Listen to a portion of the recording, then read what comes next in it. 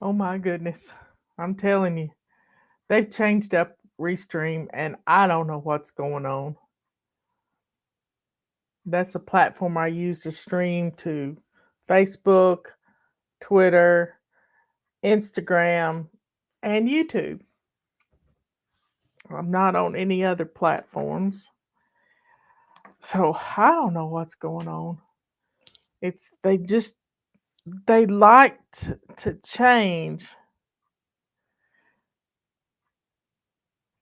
They like to change things up. So get on in here, folks. Tomorrow we're going to be running a marathon on Saturday. Can you believe it's already Saturday? Well, it's Friday today, but the weekend is here. There's Miss Trisha and Miss Sage. It's good to see familiar faces. It's good to see new faces too. There's Miss Debbie. So y'all get on in here. I've been doing some detail cleaning in my kitchen. I've been repotting plants and just cleaning up areas that seem cluttered to me. And I've been having fun with it. 15 minutes on, 15 minutes off. And just been enjoying myself and listening to some podcasts and having fun. And that's always a good thing to do. Always a good thing to do is just to kind of get in a zone, so to speak, and no pun intended, getting in a zone. So we'll let some people get in here.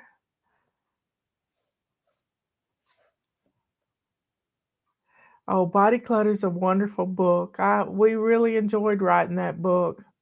It's a powerful book. It's about the clutter that's up here, and you're going to love it. It makes you think. Makes you think.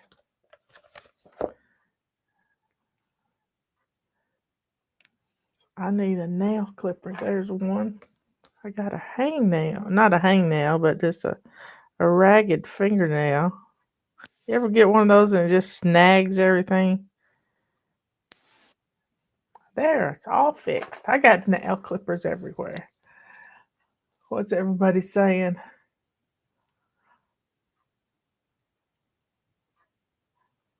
So get your book out. We're going to go through, we're on day 16.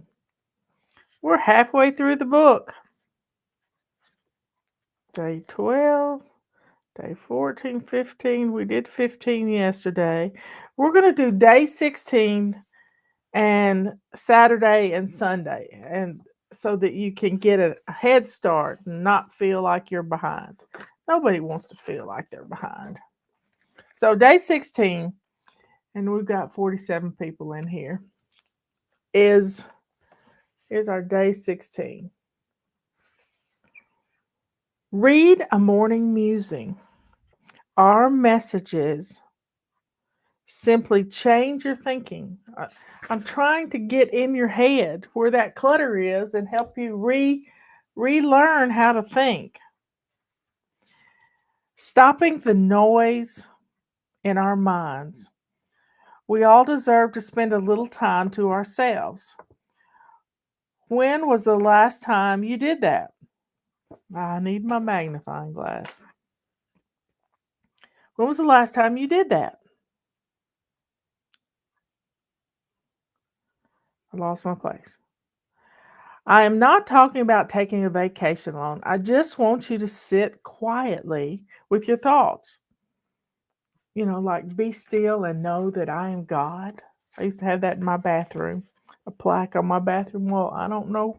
There's a be still over there, but that wasn't the plaque in my bathroom. I think it was a clock that said be still. I know it's hard. I know how hard it can be. Why do you think we turn on every machine we have in our house? That includes television, radio, computer, phone. We need noise. so that we don't feel alone. I rarely have any volume on anything in our home, except if I have an AirPod in. My sweet darling calls it yammer. Do you want to know what yammer does for us? I'm not real good reading with a magnifying glass. It keeps us from having to listen to those negative thoughts we have in our head. No wonder we don't want to have a quiet around us. The yammer is camouflage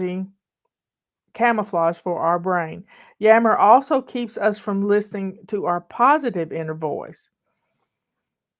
I like to call this God breezes.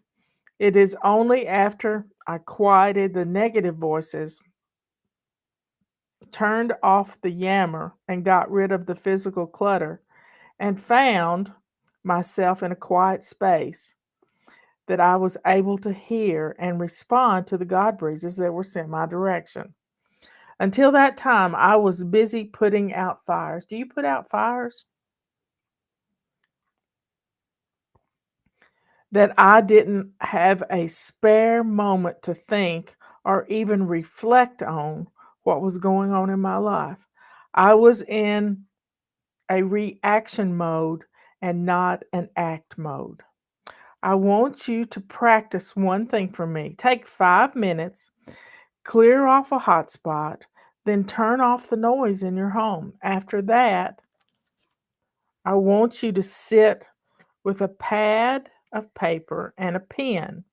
Then quietly take notes on what you hear in your mind. Set the timer for only 2 minutes. This can be interesting. Yeah, it really can. Sometimes we just don't take the time to just stop, turn everything off, and just stop. We have, I have a poster somewhere of a little boy who has hands around his neck, and on the hands are words that he has heard from people in his life, teachers, parents, grandparents, just all of it. And those words are the voices that he hears. We've got to learn to get rid of them. I learned from Rita Davenport many years ago, when somebody says something hateful to you, look at them square in the eyes and say, well, now tell me something good.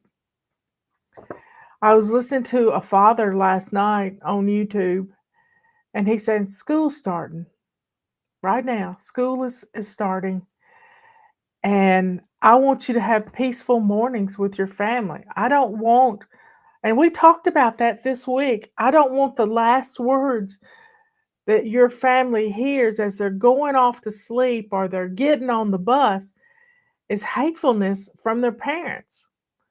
And we had discussed it. That felt like confirmation that we're on the right track, y'all. We've got to quiet the voices that we heard so that we can quiet the voices that come out of our mouth.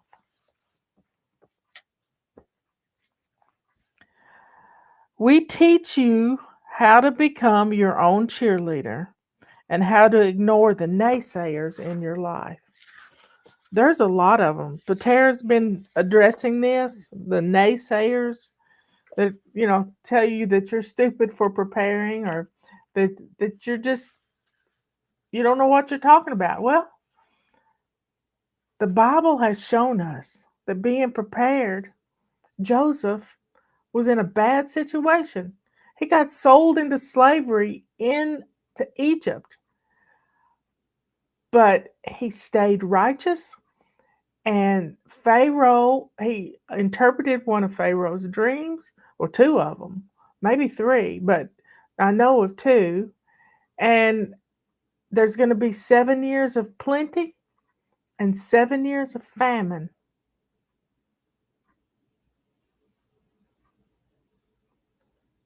7 years of famine. So to be prepared for the famine, you had to take a percentage of the the years of plenty to be ready. That's all my little homesteaders want to do. Homestead Heart, she teaches people how to build a pantry, how to save food, how to cook. There's many others of them out there. Pinball Preparedness. He teaches all this too. Shows people how to can, and he and his wife do this. His wife grew up in the Soviet Union. She knows what communism is all about and not having control. So we have to be prepared for the storms of life, whatever they are. We don't know what they are, but we are being warned day in and day out that something's coming. I mean, they're talking today about what if the power goes out? And there was what if the grid goes down? And the grids have gone down. My precious grandmother, they had an ice storm in Mayfield, Kentucky, and my first cousin, Chad, had to go to the nursing home and get her and bring her to his house. Bring her to his house. They were without electricity for 3 weeks. He was prepared. He was prepared to take in people. He was prepared. Now, she died in 2012, 12 years after my mother passed. And she's the one that taught me how to sew and how to put up vegetables in the freezer. She didn't can. I never remember her canning, but she'd make the best corn I've ever tasted. We call it Granny's corn.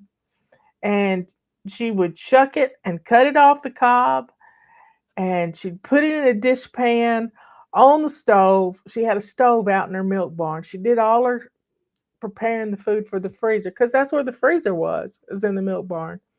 And she'd take these little plastic square boxes that held a pint, and she would freeze sandwich bags full of water in her freezer. Little water balloons is all it was, just little water balloons.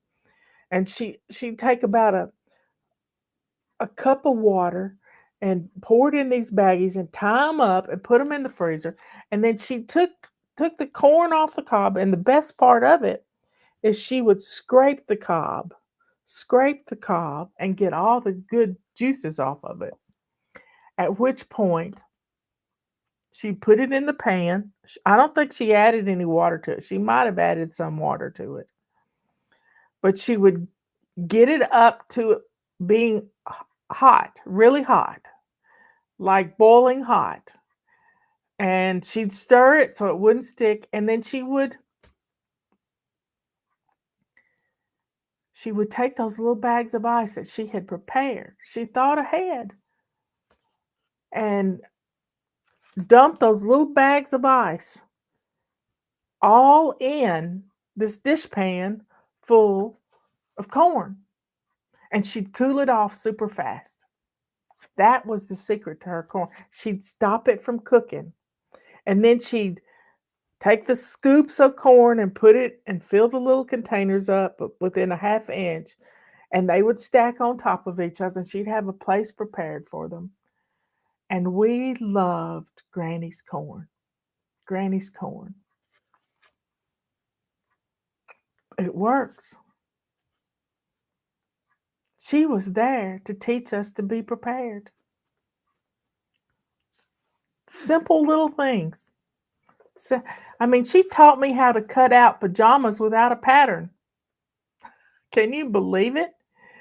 And she taught me how to use butter knives to lay the pattern, if there was a pattern,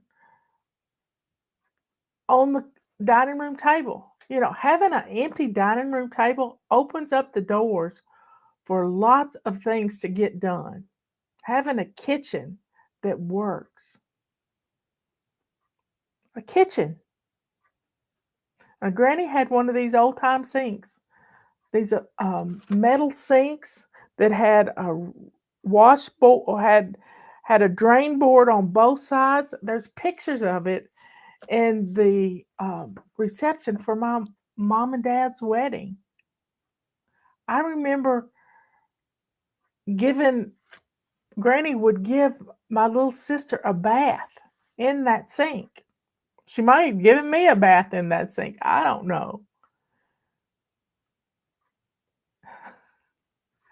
Anyway, y'all, get rid of those negative voices that come in your head that say you'll never amount to anything. Get rid of those. When you hear that come in your head, I want you to recognize who said it to you. And if you need to write it down and put it in an aluminum pie plate and burn it, then do it. Recognize where those negative words came from. So let's go to day 17. This is for tomorrow. Establish a bedtime. Put it on your before bed routine. We need 8 hours each night. I get about 7, and I'm good with that.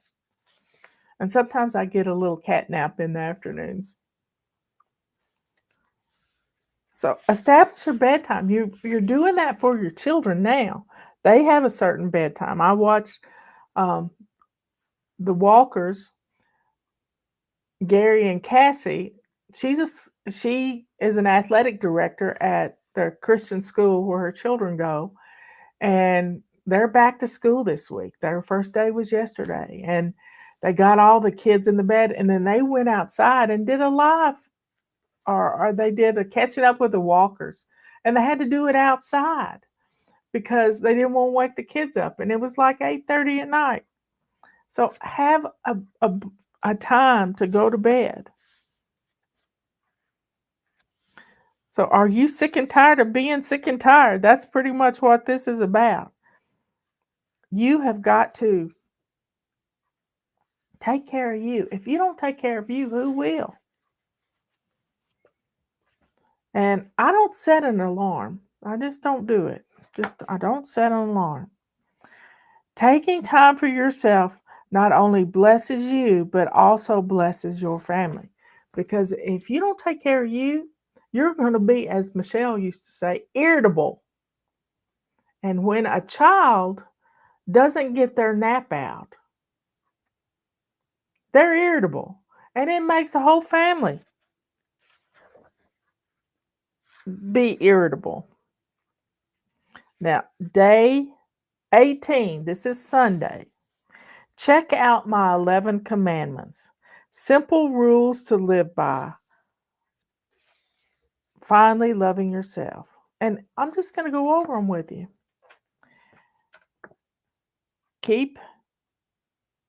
I need the magnifying glass again. Keep your sink clean and shiny. This puts a smile on your face and helps you to stay on top of your kitchen. Do your before bed routine every night. Doing a before bed routine helps you to start your day each morning on a good note. Do your morning routine every day right when you get up. I want you to be dressed with lace-up shoes so that you look good, and this will help you feel well too. Don't allow yourself to get sidetracked by social media. Don't do it. Don't do it. Pick up after yourself. If you get it out, put it away. Don't try to do 2 projects at once, one job at a time, and don't pull out more than you can put back in 1 hour. Pardon me. Woo!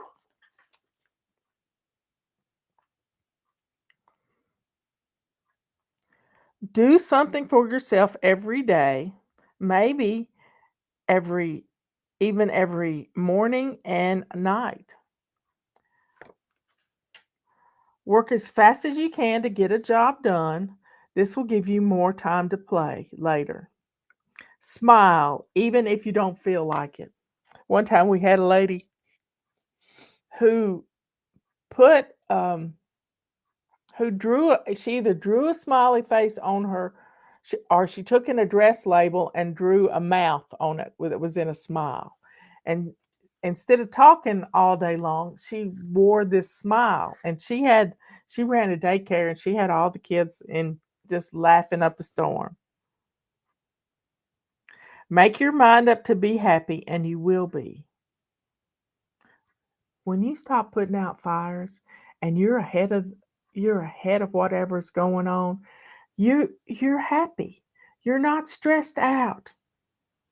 Pamper yourself. You deserve it. Yes, you do.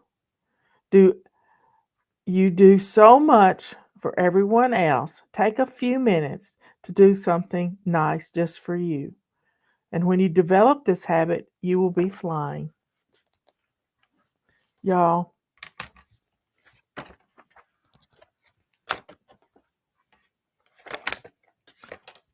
you can do this. And that quote is, if you don't take care of you, who will? So that gets us ready for Monday. And Monday's the 19th. Are you ready for your home to feel like a vacation getaway? So, folks, y'all be good, kind, and sweet. Be good to your house. Be good to yourself. That's the main thing. That is the main thing. I don't know where everybody is this afternoon. They must be going away on a weekend trip. I rarely talk on the phone except to Justin. Sometimes Patty, but rarely. Anyway, for y'all, if you got some fresh corn, put some in the freezer for later. You'll be glad on Thanksgiving. I'll see y'all after a while. I'll be on here. I'll not be in. Here's the deal. We're going to have a marathon tomorrow. I'll set it up tonight. It'll start at 11 a.m. Eastern Daylight Time,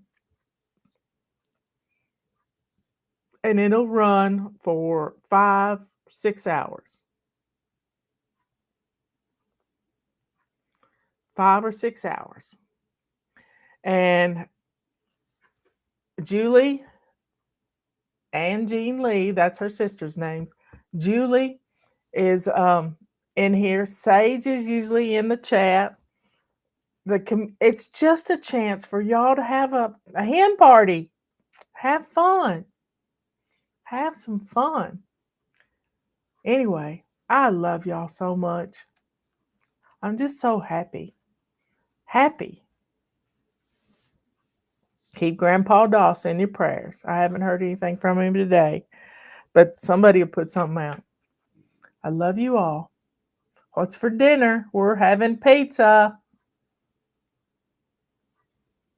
See you later.